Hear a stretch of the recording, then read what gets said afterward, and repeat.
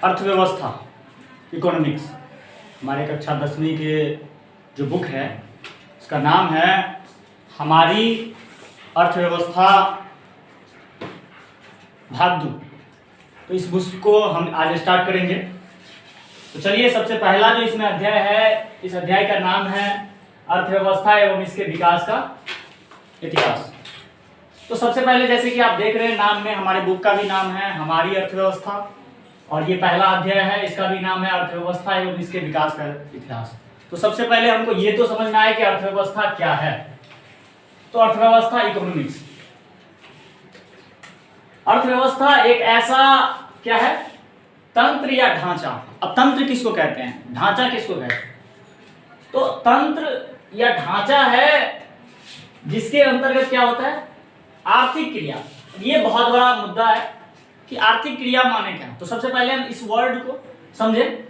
और आर्थिक क्रिया संपादित की जाती है अर्थव्यवस्था कहलाता है। इसमें दो वर्ड आया है, एक ऐसा तंत्र या ढांचा, तो ये तो लगभग समझ में आ रहा है। ये आर्थिक क्रिया पहले समझ लेते तो अर्थव्यवस्था आराम से हमको समझ में आ जाता है। देखिए, 2 नंबर पॉइंट हम यही लिए हैं, आर्थिक क्रिया वे सभी क्रियाएं जिससे हमें क्या होती है, आय की प्राप्ति होती है। क्या होती है, आय। मान लीजिए हम अभी आपको पढ़ा रहे हैं, हमको इसके बदले कुछ मिलेगा, 2 रुपया मिले, 4 रुपया मिले, तो इसमें क्या है, इसको हम बोलते हैं सेवा, सेवा दे रहे हैं। या फिर मान लीजिए हमने ये मार्कर खरीदा, तो इस मार्कर के लिए हमने 10 रुपया चुकाया या 25 रुपया चुकाया, तो इसको क्या बोलते हैं। तो ये तो हो गया।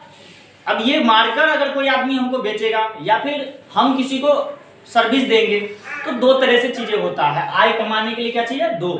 एक तो या तो हो गया किसी वस्तु की खरीद बिक्री, या फिर अपने सेवा को किसी को ये करना। इन दोनों चीजों के द्वारा ही आय की प्राप्ति के लिए उद्देश्य से लोग काम करते हैं। तो वे सभी क्रियाएं, क्रियाएं माने क्या, काम है ना, एक्शन। तो वे सभी क्रियाएं जिसके द्वारा आय की प्राप्ति होती है उसे क्या कहते हैं, आर्थिक क्रिया। किस किस चीज के द्वारा आय की प्राप्ति होती है, सोचिए। कृषि करते हैं, आय मिलता है, भोजन मिलता है, अल्टीमेट गोल तो यही है।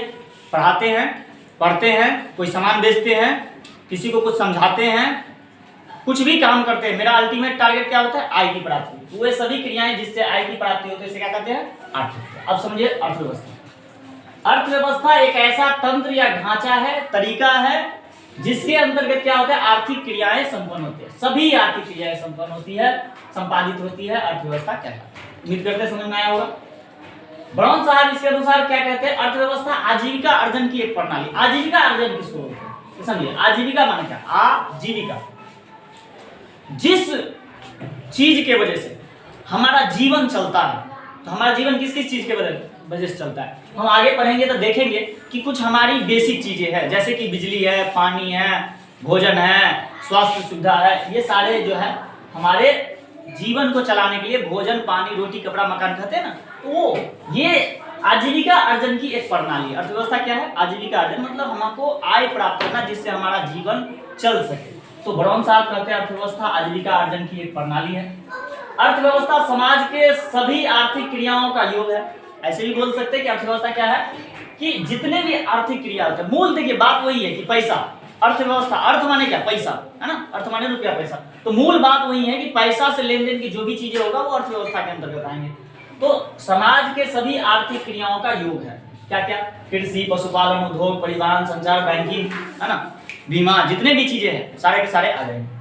अब समाज पर आगे हम देखते हैं कि अर्थव्यवस्था एवं इसकी संरचना कहने का मतलब क्या है। सबसे पहले ये समझें कि अर्थव्यवस्था एवं इसकी संरचना कहने का मतलब क्या है। अर्थव्यवस्था को विभिन्न क्षेत्रों में विभाजित। अब अर्थव्यवस्था है तो बड़ा विशाल सेक्टर हो गया है, इसको एक ही जगह माने तो हमको अध्ययन करने में थोड़ी सी कठिनाई होगी। इसके लिए हम क्या करते हैं, अलग अलग सेक्टर में बांट सकते हैं क्या। तो उस अलग अलग सेक्टर में जो बांटने की तरीका है, अलग अलग खंड में विभाजित करके आसानी से समझे, इस चीज के लिए जो विभाजित करने के लिए इसको बोलते हैं क्या, अर्थव्यवस्था का संरचना, है ना। तो अर्थव्यवस्था का संरचना मुख्यतः कितने हैं, 3 क्षेत्र।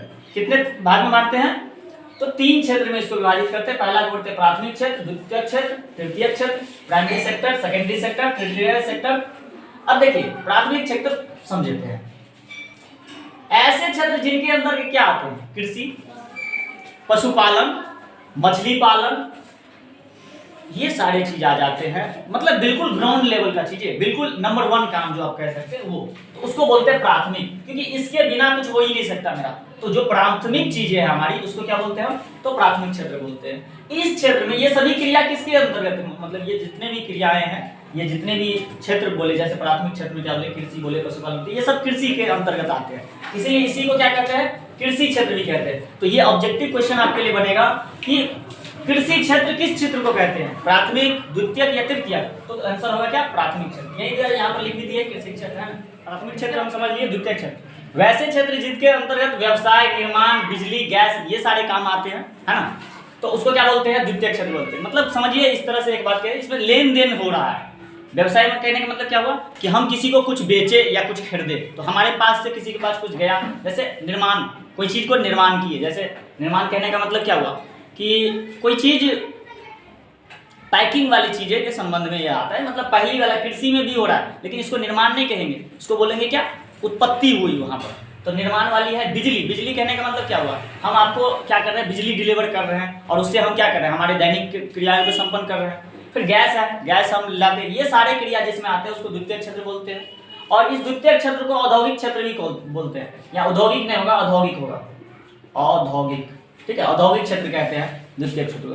तृतीयक क्षेत्र क्या होता है, वैसे क्षेत्र जिनके अंतर्गत बैंक, बीमा, परिवहन, व्यापार, मतलब इसमें जनरली लेन देन कुछ नहीं होता, इसमें क्या होता है, एक सेवा के पर्पज से, जो सेवा क्षेत्र है जिसमें हम सेवा देते हैं ना अपने, तो उसको बोलते हैं तृतीयक क्षेत्र बोलते हैं। ये सभी कार्य सेवा के अंतर्गत आते हैं, इसीलिए इसी को क्या बोलते हैं, सेवा क्षेत्र बोलते हैं, तृतीयक क्षेत्र को। अब एक बात समझिए, प्राथमिक क्षेत्र को क्या बोले, तो कृषि क्षेत्र बोले, द्वितीयक क्षेत्र को क्या बोले, औद्योगिक क्षेत्र बोले, तृतीयक क्षेत्र को क्या बोले, सेवा क्षेत्र बोले।